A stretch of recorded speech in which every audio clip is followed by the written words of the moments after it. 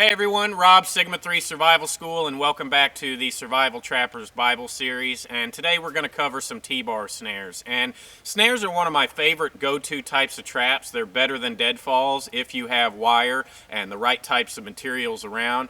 And in this set of traps, we're going to show you a ton of different variations in how you can use the same trap trigger for a multitude of different setups. The first thing that you need are two straight sticks, and this is two cedar sticks that I've carved down here, and I've just driven them in at angles and then just tied them together at the top. You don't have to tie them.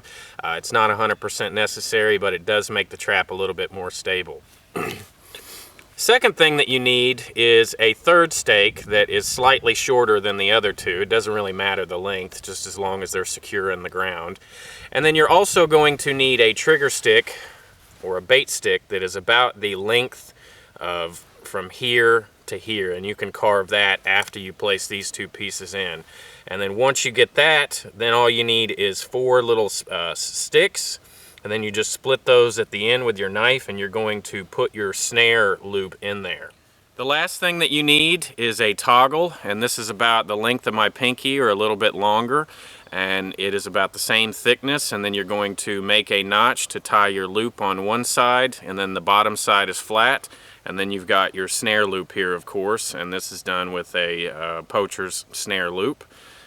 So it's got a locker knot. Now, something to remember about your spring poles is, one, that you're going to gauge the size of the spring pole for the size of the animal that you're going after. It's got to have a lot of lifting action. And also keep in mind that you want your spring pole directly above where your toggle is going to be. And that is kind of a universal rule for snaring in general.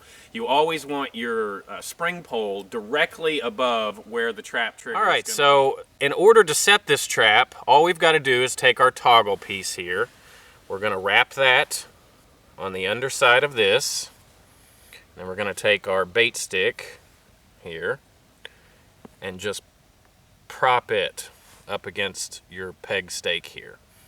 And this is where you're going to physically either tie or smear your bait on.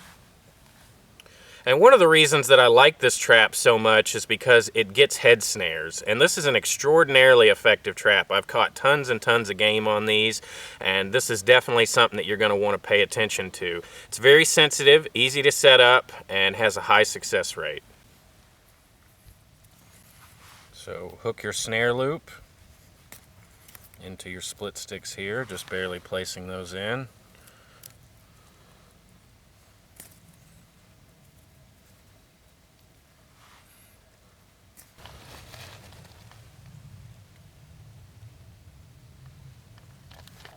Now, time is always of great consideration when doing trapping. How long it takes you to actually carve the trigger and set it up is something you've got to keep in the back of your mind. If it takes you 2 hours to make a trap, then it's a waste of time, because you know, this is a game of calories, and we've got to be efficient and fast in everything that we do. So this trap is going to take you a little bit longer to build than some of your primitive deadfalls we've showed you in the rest of the series, and you're looking at anywhere from 15 to 30 minutes per trap on something like this. But the catch rate on them is substantially higher than something like a Paiute deadfall. You'd be looking at 5% return on a Paiute.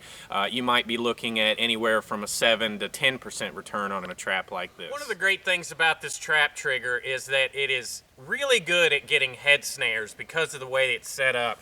As you can see, we've got 4 split sticks or Y sticks out here.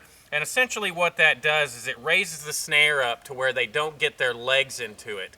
And in order to get the bait, they've got to stick their head over the top of the snare, which is one of the reasons it's so good. And another reason that it is so important to put your trap trigger or your spring pole straight up, so that when the snare grabs or when it shoots up, it catches their neck. And so the animal's going to come along, they're going to see the bait, they're going to smell it. You might even put a little appetizer out here, just a small tidbit.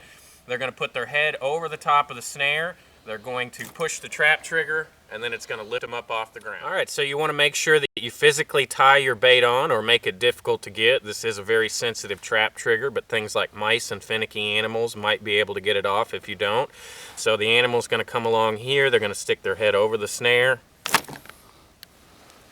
Now when setting this trap up, placement is very, very important. You want to put it in transition areas in between the animal shelter area and their feeding area, somewhere off to the side of a game trail or near a feeding spot that's not too far away.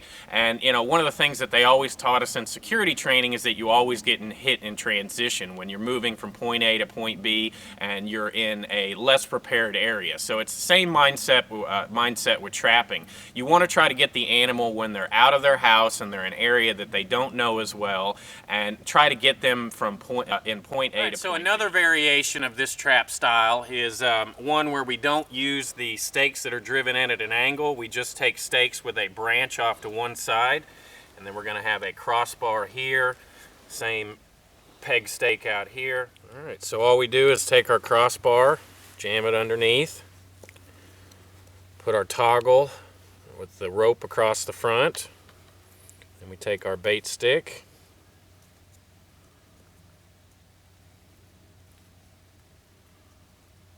and this is going to be very sensitive, so be careful, watch your eyes, stay out of the path of the spring pole. Set it just like that. So just like with the other trap, we want to physically tie our bait to the bar here, and we also want to take split sticks. This particular model doesn't have the split sticks on it, but you're going to want to have those to keep the bait out. Not 100% necessary, but definitely going to increase your overall success rate quite a bit. Animal comes along, they take the trigger bar, it yanks them up off the ground. Okay, so that is the T-bar snare, and we've got a ton of variations that we're going to show you on how to use that particular trap trigger for a bunch of different setups, so make sure you check out those other videos. We're going to have one for a den set and another type of baited snare that is very useful. So, you know, as always, we appreciate your commentary, and, you know, share, like, and subscribe, and have a great day. Thanks.